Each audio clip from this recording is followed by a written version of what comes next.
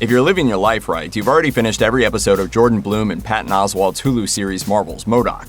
Across 10 episodes, the show brings viewers into the life of the man described as comics' most iconic mechanized organism designed only for killing, and draws the curtain back on his problematic approach to finding a work-life balance.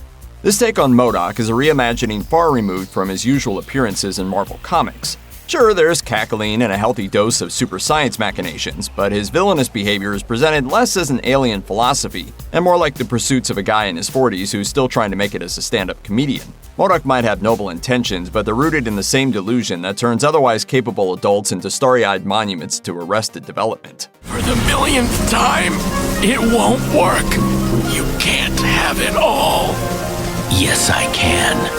I'm very special. His moral gradient is black and white. There are good people, like m.o.d.o.k.'s mom, who told him that he was special. Everyone else falls into the same category as the bullies who beat him up. Their behavior will need to be corrected. Hey, we're people! Not to me!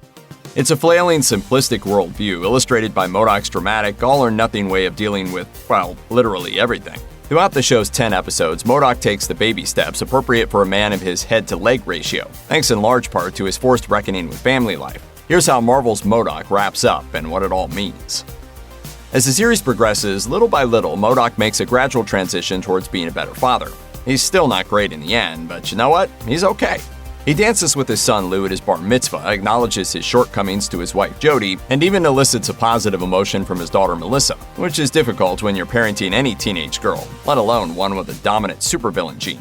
But m.o.d.o.k. is still haunted by the man he was 20 years ago, and in this case, it's literal. The time-displaced m.o.d.o.k. from the past finds his present self and reminds him of what he wanted to be. Past m.o.d.o.k. shows his older self all of the futures that could occur. Deaths at the hands of every Avenger, toilet heart attacks, and presciently, that one potential outcome that sees m.o.d.o.k. become the ruler of a utopian unified Earth. You're a super villain! You hate the world! No, I don't. I just want to change it. It's a strange setup that calls back to Doctor Strange's Infinity War scenario of a 1 chance in 14 million for victory, with one dark difference. In Infinity War, Tony Stark has come to terms with how much of himself he'll sacrifice, while m.o.d.o.k. can succeed only if he sacrifices others, specifically the family that he worked so hard to deserve. The key word there, the one that cemented the family's doom, is worked. It's unavoidable that Marvel's m.o.d.o.k. is going to be compared to Adult Swim's Rick and Morty, as they both have science fiction elements, pop culture references, and self-serving cartoon geniuses. So it's fitting that a line from Rick and Morty can sum up the general theme of m.o.d.o.k. Season 1. The thing about repairing, maintaining, and cleaning is, it's not an adventure. There's no way to do it so wrong you might die. It's just work. That's a conundrum at the center of m.o.d.o.k. Take the exciting, destructive, dramatic path, or keep working at the day-to-day aspects of life. It's the old kill Iron Man or clean your apartment conundrum. One option means that m.o.d.o.k.'s mother was right and he's a very special boy. The other means doing the work and, if his younger self is to be believed, never becoming what he dreamed he would be.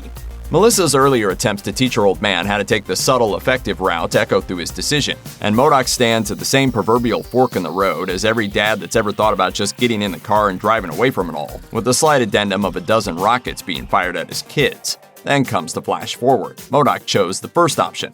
Like Dr. Horrible before him, m.o.d.o.k. has everything he's ever wanted, at the cost of the lives of the people he loved. Yes, he's keeping his younger self tethered to a torture device using his chrono-crystal facial bedazzling to look back on what he lost. But wanting his family back doesn't mean that he fixed the part of him that threw them away to begin with.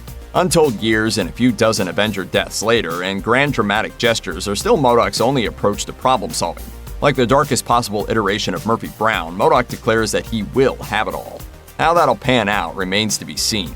Series co-creator Jordan Blum has hinted that a second season is already planned out, so fans should get excited for more m.o.d.o.k. misadventures in the hopefully near future. Yeah, let's just get out of here. Check out one of our newest videos right here. Plus, even more Looper videos about your favorite superhero television shows are coming soon. Subscribe to our YouTube channel and hit the bell so you don't miss a single one.